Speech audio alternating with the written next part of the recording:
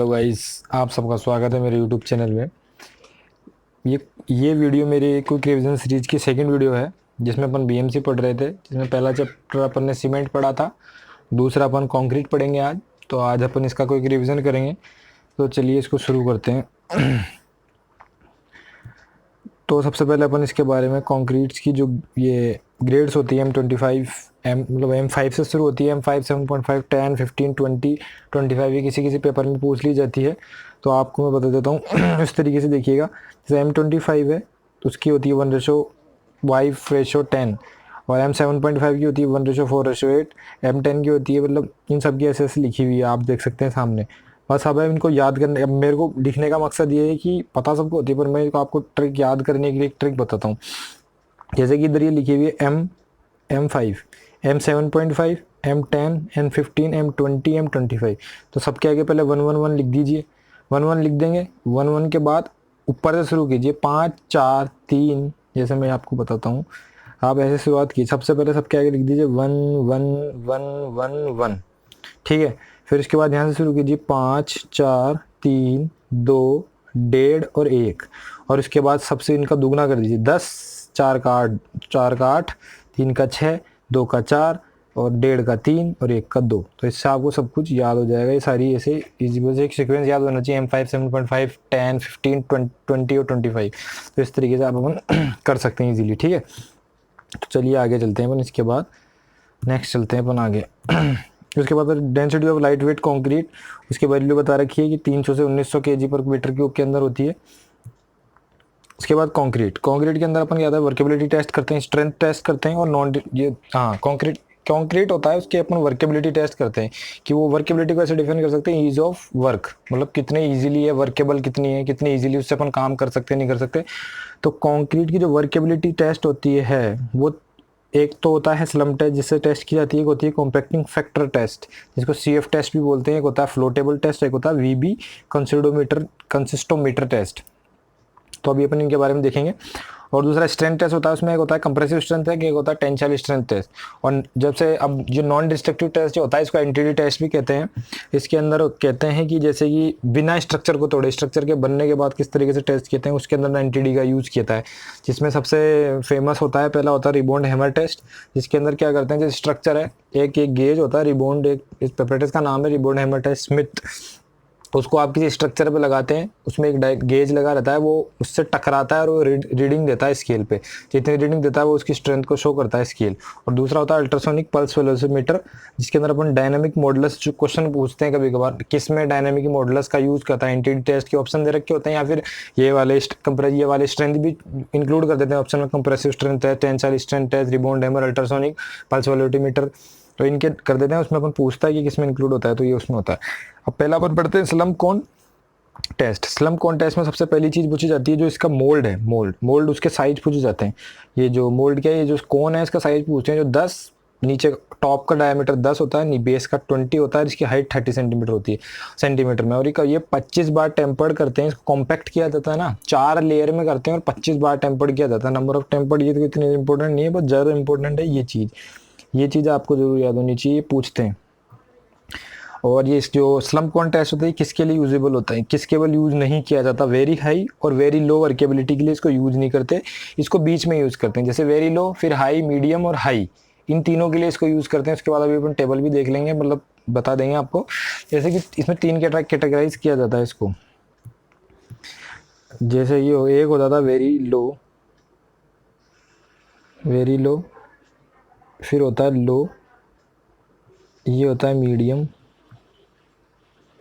High और very high. इन 3 के अंदर अपन स्लम कोन टेस्ट का यूज़ कर सकते हैं, इधर अपन फ्लोटेबल का यूज़ करते हैं, और इधर अपन VB टेस्ट का यूज़ करते हैं। वो भी आगे आएगा, अब मैं बता दिखा दूंगा।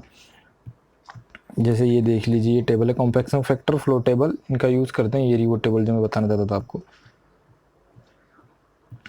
नेक्स्ट अपन देखते हैं compacting factor. Compacting factor use करते हैं लो वर्केबिलिटी के लिए, कॉम्पैक्टिंग फैक्टर का यूज़ किया जाता है। कॉम्पैक्टिंग फैक्टर टेस्ट लो वर्केबिलिटी का टेस्ट के जिसकी होती है उसके लिए टेस्ट किया जाता है। उसको अपन कैसे निकालते हैं, CF ऐसे निकलता है, weight of partially compacted concrete upon weight of fully compacted concrete, दोनों का वेट अपन ऊपर नीचे रख देते हैं, का रेशियो या इनको डिवाइड करके जो आंसर होता है उससे अपन इसको इजीली डिफाइन कर देते हैं। कॉम्पैक्शन फैक्टर जितना ज़्यादा उतनी ज़्यादा वर्केबिलिटी, डायरेक्टली प्रोपोर्शनल होती है वर्केबिलिटी CF फैक्टर के, और CF फैक्टर इनवर्सली प्रोपोर्शनल होता है वेट इन सिलेंडर, इसके इनवर्सली प्रोपोर्शनल होता है, इसके डायरेक्टली प्रोपोर्शनल होता है। और अपन इस टेबल की बात कर रहे थे, इसके अंदर workability, slump, CF, use of concrete और रिमार्क लिखे हुए, मतलब कौन सा टेस्ट किसके लिए यूज करते हैं। जैसा कि अपन ने भी देखा था कि जो सबसे वेरी लो वर्केबल कंक्रीट होती है उसके लिए स्लम्प की वैल्यू 0 होती है, मतलब स्लम्प बहुत जीरो है तो उसके लिए क्या स्लम्प नापेंगे सब तब पता नहीं है, तो उसके लिए तो 0.78 से 0.80 की तो CF की वैल्यू होती है, इसको रोड कंस्ट्रक्शन में इसको यूज़ किया जाता है। उसका जो उस कंक्रीट उस वर्केबल कंक्रीट का जो टेस्ट किया जाता है वर्केबिलिटी, वो कॉम्पैक्शन फैक्टर टेस्ट के द्वारा नापी जाती है। फिर आती है लो, जिसकी स्लम्प वैल्यू होती है 25 से 50, फिर मीडियम की होती है 50 से 100, हाई की होती है 100 से 150। ये है, ये टेबल काफ़ी ज़रूरी है, हर पेपर में पूछ जाता है। कभी कभार इसमें CF के रिलेशन क्वेश्चन आता है, ज़्यादातर क्वेश्चनों में ये आता है कि इस ये स्लम्प है तो ये कौन सा किस में आता है, low workability, high workability, medium workability. और इसकी एक टेबल और होती है जिसमें पूछता है dry, moist, plastic, flu, liquid, वो भी आती है एक टेबल, ठीक है, उसको भी हम बता देंगे आपको भी। और इसके बाद जैसे कि अब लो वर्केबिलिटी है उसमें 0.85 से लेकर 0.87 इसकी लो वर्केबिलिटी होगी। इसको लाइट कंस्ट्रक्शन के अंदर यूज़ करते हैं, लाइट कंस्ट्रक्शन जिसमें ज़्यादा कंस्ट्रक्शन वो मतलब ज़्यादा रेनफोर्समेंट का यूज़ नहीं होता, इजीली वो नीचे पोर हो जाए वहाँ पे यूज़ किया जाता है इसको। और इसको अपन स्लम्प के द्वारा नाप सकते हैं, मतलब वो वर्केबिलिटी निकाल सकते हैं स्लम्प टेस्ट के द्वारा लो वर्केबल कंक्रीट की। मीडियम के लिए भी अपन स्लम्प को यूज़ कर सकते हैं, हाई के लिए भी अपन इसको यूज़ कर सकते हैं। जैसे नॉर्मल कंस्ट्रक्शन वर्क होगा वहाँ पे इस मीडियम वर्केबिलिटी को यूज़ कर सकते हैं, जिसकी वैल्यू CF टेस्ट की जो है 0.92 से लेके 0.935, और हाई वर्केबिलिटी होती है 0.95 से लेके 0.96। उसके बाद आता है वेरी हाई वर्केबल कंक्रीट होती है, उसका यूज़ अपन करते हैं अंडर वाटर कंस्ट्रक्शन में, जहाँ पे ट्रिमी पंप के द्वारा यूज़ की जाती है। बहुत मतलब इसकी वर्केबिलिटी बहुत ज़्यादा हाई होती है, तो इसको इजीली पानी मतलब ऊपर से डालते हैं ट्रिमी पंप में और इजीली नीचे तक चल जाती है, इसकी बिल्कुल लिक्विड टाइप होती है, और इसकी जो वर्केबिलिटी फ्लोटेबल के द्वारा नापी जाती है, ठीक है। ये टेबल काफ़ी इंपॉर्टेंट है, आप स्क्रीनशॉट ले लीजिएगा इसके लिए। आगे चलते हैं, उसके बाद फ्लोटेबल टेस्ट है। फ्लोटेबल टेस्ट होता है, इसके अंदर जो मोल्ड होता है इसका साइज होता है, टॉप का डाया होता है 16.5, मतलब टॉप डायमीटर 17 सेंटीमीटर, नीचे 25 सेंटीमीटर, हाइट इसकी होती है 12 सेंटीमीटर। इसके अंदर जो इस मोल्ड है इसको ड्रॉप करते हैं 12.5 mm के ऊपर से, और 15 टाइम्स करते हैं 15 सेकंड में, मतलब 1 सेकंड में एक बार इसको गिराते हैं। और उसके बाद परसेंटेज फ्लो निकाला जाता है ना, वो होता है स्प्रेड ऑफ कंक्रीट -25/25 इंटू 100, इससे करके परसेंटेज फ्लो आ जाता है, जैसे अपन इसकी वैल्यू निकाल लेते हैं। फिर एक टर्म्स आती है लाइटेंसी। लाइटेंसी क्या होती है? लाइटेंसी होता है सीमेंट जब होता है, cement comes on the surface along with bleeding, मतलब सीमेंट पार्टिकल वाटर के साथ सरफेस पे आ जाए, उसको कहते हैं लाइटेंसी। ये होती है लाइटेंसी। कभी कभार पेपर में पूछ लेते हैं कि नया टर्म है, इसलिए मैंने आपको बता दिया इसमें। और आइडल वाटर सीमेंट रेशो, मतलब आइडल वाटर कंटेंट कितना होना चाहिए? 0.4 से लेकर 0.6, अगर उससे 0.6 से ज़्यादा हो गया, मोर देन 0.6, देन ब्लीडिंग अकर हो जाएगी। अब बात ब्लीडिंग क्या है तो मैं आपको समझा देता हूँ। ब्लीडिंग और सेग्रीगेशन दो टर्म होते हैं, इनका क्वेश्चन ज़्यादातर पूछ लिया जाता है पेपर में। दो टर्म होते हैं, एक होता है ब्लीडिंग, एक होता है सेग्रीगेशन। ब्लीडिंग में क्या होता है, जो वाटर है, ब्लीडिंग में वाटर अलग हो जाता है फ्रेशली मिक्स कंक्रीट से। Water separate from freshly mix concrete. और जो सेग्रीगेशन होता है इसके अंदर हो जाता है separation of core segregate from concrete. इसको अपन सेग्रीगेशन कहते हैं, इसको ब्लीडिंग कहते हैं, ठीक है। ये टर्म समझ लिए, और ये टर्म अपन ने समझ ली। उसके बाद एक इंपॉर्टेंट चीज़ और है जो मैं अभी आपको एक स्टेप बता देता हूँ। जो वर्केबिलिटी का टेस्ट का ऑर्डर होता है ना, उसको अपन बता देते हैं कैसे लेते हैं। जैसे वर्केबिलिटी का ऑर्डर देख लीजिए आप, वर्केबिलिटी टेस्ट ऑर्डर। तो जो सबसे ज़्यादा लो वर्केबिलिटी होती है, लो और वेरी लो के लिए अपन यूज़ करते हैं वीबी टेस्ट का। फिर आता है CF टेस्ट जो इससे ज़्यादा बड़ी होगी। फिर अपन यूज़ करेंगे स्लम्प टेस्ट का, फिर अपन यूज़ करेंगे फ्लो टेबल सबसे हाई और वेरी हाई के लिए। फ्लो टेस्ट फॉर हाई और वेरी हाई के लिए यूज़ करते हैं। ये हो जाएगा लो और वेरी लो के लिए, लो और वेरी लो के लिए, और ये हो जाएगा हाई और वेरी हाई के लिए,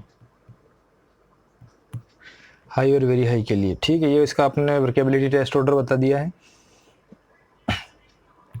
और स्लम्प से रिलेटेड एक टेबल और आती है, स्लम्प से रिलेटेड एक टेबल और होती है, उसके अंदर अपन बताते हैं कि स्लम्प की वैल्यू दे रखी होती है और हमको बताना होता है कि कौन सी चीज़ कहाँ पे यूज़ की जाती है। तो अब सबसे पहले अपन एक टेबल बनाते हैं, जैसे इधर अपना स्लम्प की चीज़ें लिख देंगे सारी, ये स्लम्प हो जाएगा और इधर स्लम्प की वैल्यू हो जाएगी, मतलब ये जो भी कंडीशंस आएगी ना, इधर कंडीशंस होगी सारी, और इधर आ जाएगी स्लम्प की वैल्यू mm में। तो सबसे पहले आता है कंक्रीट टू बी वाइब्रेटेड। जो कंक्रीट अपन यूज़ करते हैं ना, इसको वाइब्रेट करना पड़ता है, उसकी टू बी वाइब्रेटेड। उसके अंदर अपन जो वैल्यू होती है वो होती है 10 से 25, और जो मास, फिर इसके बाद अपन करते हैं रोड कंस्ट्रक्शन में कंक्रीट जो यूज़ करते हैं, तो concrete use in road construction, उसकी स्लम्प टेस्ट होता है, स्लम्प वैल्यू होती है 20 से 40, 20 से 40। उसके बाद मास कंक्रीटिंग के लिए जो चीज़ यूज़ होती है, मास कंक्रीटिंग के लिए जो यूज़ होती है वो होती है 25 से 40, 25 से 50, सॉरी 25 से 50। फिर उसके बाद आती है parapet walls, piers, slab, beam, column और वॉल्स। इसके अंदर जो स्लम्प की वैल्यू होगी वो होती है 40 to 50 mm। फिर उसके बाद आता है concrete, concrete for canal line. Canal lining के लिए जो यूज़ करते हैं वो होता है 70 to 80 mm। उसके बाद नॉर्मल आरसीसी वर्क के लिए जो यूज़ करते हैं, normal RCC work, normal RCC work, normal RCC work के लिए जो यूज़ होती है 50 to 120। ये इसकी टेबल होती है, इसको आप देख लीजिए, मैं शॉर्ट कर देता हूँ।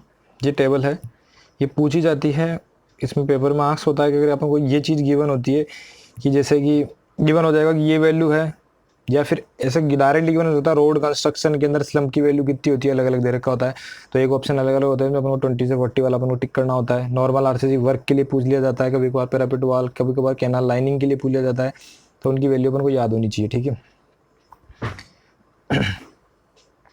उसके बाद एक चीज़ और होती है कंक्रीट मटेरियल में, इसमें एक एक्यूरेसी वाली बात आती है कि एक्यूरेसी कितनी चीज़ आती है। कंक्रीट मटेरियल जब बैचिंग करते हैं ना अपन, कंक्रीट की जब बैचिंग करते हैं कि कौन चीज़ कितने में मिक्स होनी चाहिए, तो उसमें एक एक्यूरेसी आती है। और जब अपन कंक्रीट का मटेरियल ले रहे होते हैं, कंक्रीट का मटेरियल ले रहे होते हैं, तो कंक्रीट के मटेरियल जैसे कंक्रीट, वो sand, cement, fine aggregate, coarse aggregate, ये सब आते हैं सीमेंट कंक्रीट मटेरियल में, जिनकी ±3% ऑफ बैच क्वांटिटी जितनी ली है उसकी 3% ऑफ बैच क्वांटिटी, ये इसकी एक्यूरेसी होती है। ठीक है, इसको अपन एक्यूरेसी कह देंगे, ये इसकी एक्यूरेसी होती है। ठीक है, उसके बाद एक एड मिक्सर होता है, एड मिक्सर जो भी अब आगे चैप्टर आएगा, मैंने आपको पहले ही बताया था, उसके अंदर जो एक्यूरेसी ली जाती है वो इससे ज़्यादा होती है, वो होती है ±5% of batch quantity, same batch quantity. इधर लिया अपन ने 5, इधर लिया 3, तो ये चीज़ भी आप याद रखिएगा, इधर 5 और इधर 3। उसके बाद एक चीज़ और होती है स्लम्प से रिलेटेड। 3 तरह के स्लम्प होते हैं। एक होता है, जैसे कि एक स्लम्प है, मैं आपको डायग्राम के थ्रू समझाता हूँ। एक स्लम्प ये है, एक स्लम्प ये है, और एक स्लम्प ये है। तो ये स्लम्प है, इसको अपन कहते हैं ट्रू स्लम्प। ये हो गया शेयर स्लम्प, ये हो गया कोलैप्स स्लम्प।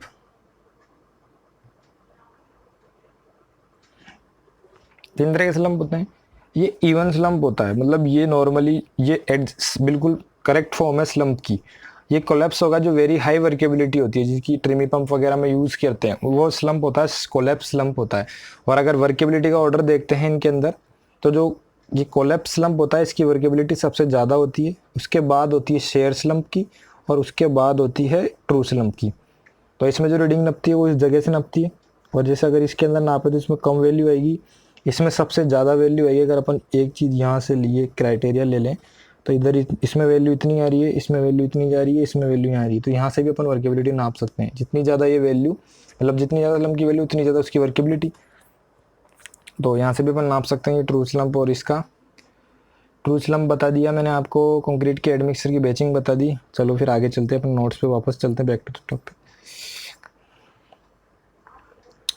नेक्स्ट अपन देखेंगे सेटिंग टाइम ऑफ कंक्रीट के बारे में अपन पता करते हैं। सेटिंग टाइम ऑफ कंक्रीट, जैसे अपन सीमेंट का दिखा था अपन ने आईएसटी और एफएसटी, फाइनल सेटिंग टाइम, और उसना आईएसटी और एफएसटी जो अपन विकार्ट एपरेटस के थ्रू निकाल रहे थे कंसिस्टेंसी के बाद 0.85 पी की हेल्प से, जिसमें वो निकालते हैं। आईएसटी 30 मिनट होता है ओपीसी का, और 10 घंटे होता है एफएसटी। तो इसमें अपन करते हैं पेनेटोमीटर टेस्ट, एपरेटस के थ्रू पेनेटोमीटर टेस्ट परफॉर्म करते हैं, जिससे अपन को सेटिंग टाइम ऑफ कंक्रीट पता लगता है। और इसमें जो मेन काम की चीज़ है वो ये है कि इसमें कितने एमएम का क्यूब यूज़ होता है, पेपर्स में आस्क होता है ये, तो 150 एमएम का होता है। इनिशियल क्या होता है इसमें, इनिशियल @3.5 मेगा पास्कल का पेनिट्रेशन रेजिस्टेंस देते हैं फाइनल सेटिंग टाइम के अंदर। उसके अंदर इनिशियल सेटिंग टाइम में अपन देते हैं 3.5 मेगा पास्कल का, और फाइनल सेटिंग टाइम में 27.6 पेनिट्रेशन रेजिस्टेंस देते हैं। उसके नेक्स्ट अपन जाते हैं स्ट्रिपिंग टाइम के ऊपर। स्ट्रिपिंग टाइम, और इधर टाइप्स ऑफ फॉर्म वर्क लगे हुए हैं, और इधर लगा हुआ है कि कितने टाइम बाद उनको हटाना होता है, कि before minimum period before striking formwork remove. तो जैसे अगर vertical formwork column to walls है, column to wall and beam, तो उसके लिए 16 से 24 घंटे में हटाएंगे। Soffit formwork to slab है, उसके लिए 3 दिन में हटाएंगे। और soffit from formwork to beam, उसके लिए 7 दिन हटाएंगे। Propped to slab, spanning of up to, जैसे प्रॉप्ड टू स्लैब अगर कोई लगी हुई है और इसकी स्पान 4 मीटर तक है, 4.5 मीटर तक है, तो 7 दिन में हटाएंगे, और 4.5 मीटर से ज़्यादा है तो 14 दिन तक हटाएंगे। और इसके बाद आएगा prop to beam and arches. Prop to beam and arches, तो स्पानिंग अगर वो 6 मीटर तक है तो उसको 14 दिन में हटाएंगे, और 6 मीटर से ज़्यादा है तो उसको 21 दिन में हटाएंगे। नेक्स्ट अपन चलेंगे ग्रेडिंग ऑफ कंक्रीट एज पर IS 456-3200 2000 456-2000 के अकॉर्डिंग। तो इनको जो बांटा हुआ है ग्रेड्स को, वो ऐसा बांटा हुआ है। एक होती है ordinary grade, ordinary grades, ordinary concrete. Ordinary concrete grade में आता है M10, M15, M20, जिसकी FC के क्या होता है कि 28 दिन पे उसकी मिनिमम वो 28 दिन पे करेक्टरिस्टिक कंप्रेसिव स्ट्रेंथ क्या है, जिसको FCK से डोनेट करते हैं अपन FCK। तो जैसे M20 है तो उसके 28 दिन पे M10 10 आएगी, 15 की 15 आएगी, 20 की 20 आएगी।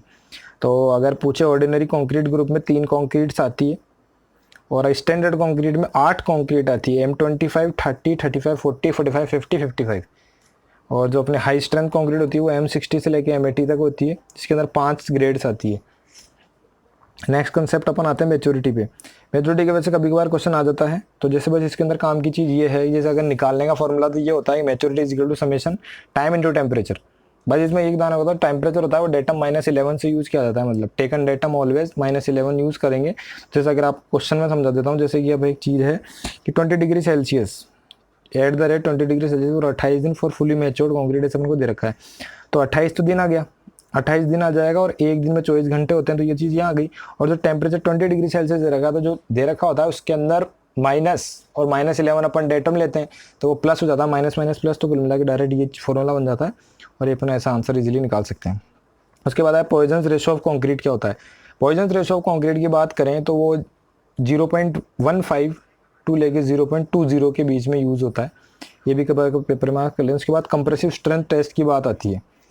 कंप्रेसिव स्ट्रेंथ टेस्ट अभी अपन ने देखा था, उसमें क्यूब 150 mm का यूज़ करते हैं, पर अगर एग्रीगेट साइज अब अपन देख रहे थे आगे जो पेनिट्रोमीटर से यूज़ करके निकाल रहे थे, ये जैसे अभी मैं दिखा देता हूँ आपको, ये पेनिट्रोमीटर टेस्ट से अपन स्ट्रेंथ का सेटिंग टाइम निकाल रहे थे ना यहाँ पे, इसमें भी 150 mm का क्यूब होता है, और वैसे ही अपन जो कंप्रेसिव स्ट्रेंथ निकालते हैं इधर भी 150 mm का क्यूब यूज़ किया जाता है। ठीक है।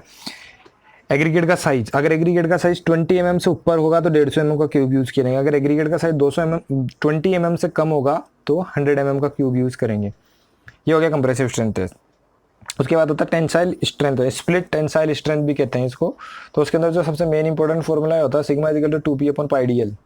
ये क्वेश्चन बहुत एग्जाम मतलब बहुत एग्जाम्स में ये क्वेश्चन ज़्यादा डायरेक्टली पूछते हैं। ये फॉर्मूला, ये जो रिलेशन है, यही लिखा रहता है, अब सिर्फ में अपन को बताना होता है कौन सा सही है। 150 इंटू 150, इसमें क्यूब साइज बता रखे हैं। जैसे कि पहले उसमें था 20 mm से बड़ा एग्रीगेट साइज, वैसे अगर साइज एग्रीगेट का 20 mm से बड़ा होगा तो 150 इंटू 150 इंटू 700 mm का क्यूब साइज होगा। अगर इससे छोटा होगा तो 100 इंटू 100 इंटू 500 का यूज़ करेंगे। इसमें जो लोडिंग लगाते हैं वो 1.2 से लेके 2.4 न्यूटन पर mm पर सेकंड लगाते, पर 12 सेकंड तक लगाते हैं, मतलब हर 12 सेकंड के अंदर इसको इतना लगाएंगे। उसके बाद मैंने आपको बताया था एनटीडी टेस्ट। एनटीडी टेस्ट एक होता है rebound hammer test. Rebound hammer test में आपको बता दिया था मैंने, जैसे कोई स्ट्रक्चर होता है, स्ट्रक्चर है जैसे ये अपना कॉलम है स्ट्रक्चर है, और एक एपरेटस ये होता है रिबॉन्ड हैमर का एपरेटस। इसमें आगे ऐसा होता है और यहाँ पे एक स्केल बना रहता है। इसको इस तरीके से अपन जब अपन दीवार या स्ट्रक्चर पे टच करते हैं तो ये बाउंस बैक होता है, एक रीडिंग आती है गेज पे, जितनी रीडिंग आती है वो उससे पता लगा देते हैं, जितनी रीडिंग उतनी स्ट्रेंथ है। ये इंटरनल स्ट्रेंथ को बताता है स्ट्रक्चर की, इंटरनल स्ट्रेंथ ऑफ स्ट्रक्चर बताता है अपना रिमोट हैमर टेस्ट। दूसरा भी आपको बताया था मैंने अल्ट्रासोनिक पल्स वेलोसिटी मीटर। इसमें डायनामिक मॉडल्स का यूज़ किया जाता है। इसमें क्या होता है, जैसे कोई स्ट्रक्चर है तो उसके अंदर अंदर वेव्स भेजी जाती है, और वेव अगर जितनी जल्दी जाके आ गई, जितनी तेजी स्पीड से जाके आई तो बहुत एक्सेलेंट क्वालिटी है सीमेंट की, मतलब स्ट्रक्चर की। और अगर वो टाइम लगाया तो मतलब उसमें कोई डाउट है, कुछ ना कुछ गड़बड़ है। तो उसकी टेबल अपन को दे रखी है, जैसे वेलोसिटी दे रखी है एक तरफ से क्वालिटी दे रखी है। अगर वेलोसिटी की स्पीड 4.5 मीटर पर सेकंड से ज़्यादा है तो एक्सेलेंट है, 3.5 से लेके 4.5 है तो वेरी गुड है, 3 से लेके 3.5 है तो गुड है, 3 से लेस देन है तो डाउटफुल है। स्ट्रक्चर डाउटफुल है। तो यहाँ पे अपना ये कॉन्क्रीट भी पूरा हो जाता है। और इसके बाद मैं आपको कुछ एक्स्ट्रा चीज़ें बता देता हूँ, जैसा अभी मैंने बता दी, फिर भी एक दो कोई चीज़ बच रही है। जैसे कि एक चीज़ होती है अपना फाइनेंस मॉडल्स एज पर IRC, वो फाइनेंस मॉडल्स एज पर IS 456 2000 के हिसाब से फॉर्मूला होता है। कभी बार क्वेश्चन में पूछ लेते हैं, आता है फाइनेंस मॉडल्स का फॉर्मूला निकालना। अपन fineness models of fine aggregate दे रखा होता है, कोर्स दे रखा होता है, कभी कभार कंबाइन पूछ लेते हैं। और कभी कभार उनका फाइन एग्रीगेट और कोर्स एग्रीगेट का रेशो दे रखा होता है, मतलब एक फॉर्मूला है जैसे x minus Z upon Z minus Y, ये एक फॉर्मूला है। इसमें कभी कभार 2-3 चीज़ दे देंगे, एक चीज़ पूछ लेंगे, कोई एक चीज़ दे देंगे, ऐड कर लेंगे। तो जिसमें x है, x रिप्रेजेंट करता है fineness models of fine aggregate, fineness models of coarse aggregate, fineness models of fine aggregate. X हो गया represent fineness models of coarse aggregate, Y हो गया fineness models of fine aggregate, और जो Z है वो होता है F fineness models of combine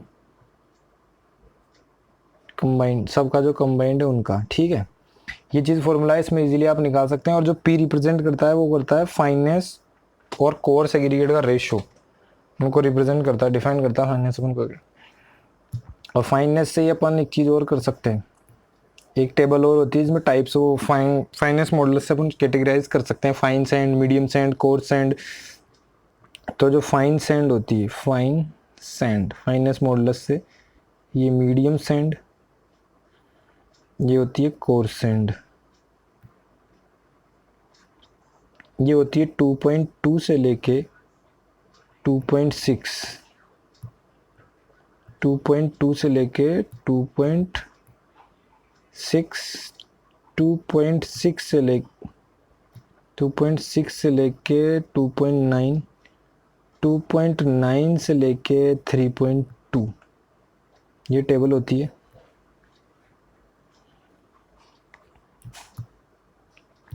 उसके बाद एक चीज़ होती है, जितने ज़्यादा फाइनेंस मॉडल्स की वैल्यू ज़्यादा, मतलब कोर्स एग्रीगेट की वैल्यू ज़्यादा, उतने ही ज़्यादा नंबर ऑफ कोर्स एग्रीगेट हो जाएंगे। एक ये रिलेशन होता है इसमें। उसके बाद एक नेक्स्ट चीज़ और है जिसमें permissible limits of solid as पर IRC,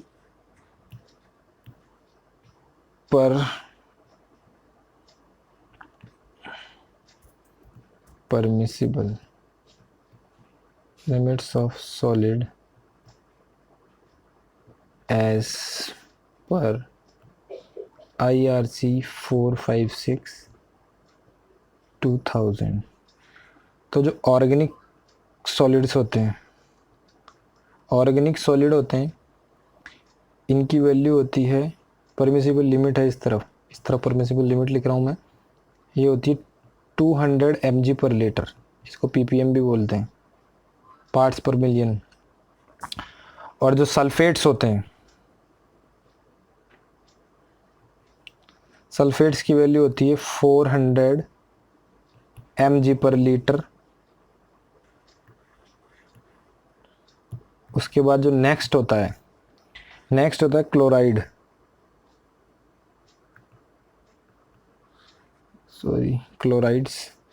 क्लोराइड्स की जो वैल्यू होती है, क्लोराइड्स की दो वैल्यू होती है, एक होती है 500, एक होती है 2000। जो 500 होती है वो होती है RCC वर्क के लिए, RCC वर्क। और जो 2000 होती है mg पर लीटर, वो होती है वर्क फॉर नॉट कंटेनिंग, मतलब जो वर्क होता है ना, work for not containing embedded steel, जिसमें स्टील का यूज नहीं होता, वर्क फॉर नॉट कंटेनिंग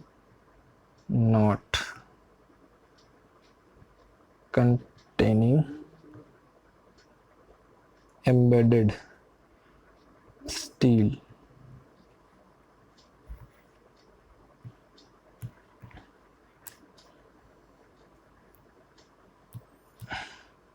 उसके बाद नेक्स्ट आता है, एक होता है सस्पेंडेड सॉलिड्स।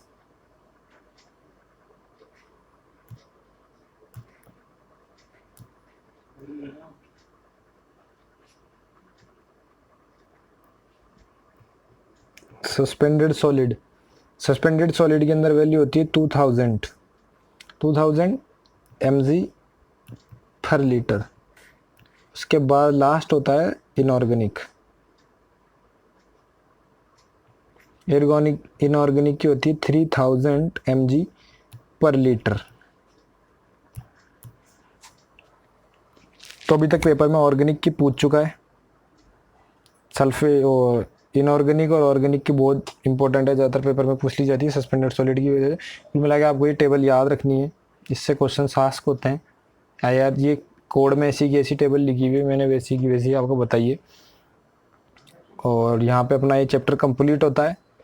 आपको सब कुछ अच्छे तरीके से समझ में आया होगा। अगर कोई डाउट हो तो कमेंट में कर दीजिएगा। अगर कोई टॉपिक रह गया हो, इसमें आपको लगता है कि एक दो चीज़ और होनी चाहिए थी, तो आप अगर कोई चीज़ समझ में नहीं आती तो मुझे कमेंट करके बताइए, मैं उस पर अलग से वीडियो बना के बता दूंगा। और जैसा कि वो पहली वीडियो सीमेंट है, उस पर अगर 100 लाइक हो जाएंगे तो मैंने कहा था कि उसके बाद मैं आपको ये वीडियो दूंगा, तो मैं आपको ये वीडियो दे रहा हूँ। कोई दिक्कत नहीं है, और अपन आशा आगे बढ़िया पढ़ाएंगे और आप जल्दी से जल्दी। ठीक है, चलो फिर चलते हैं, बाय।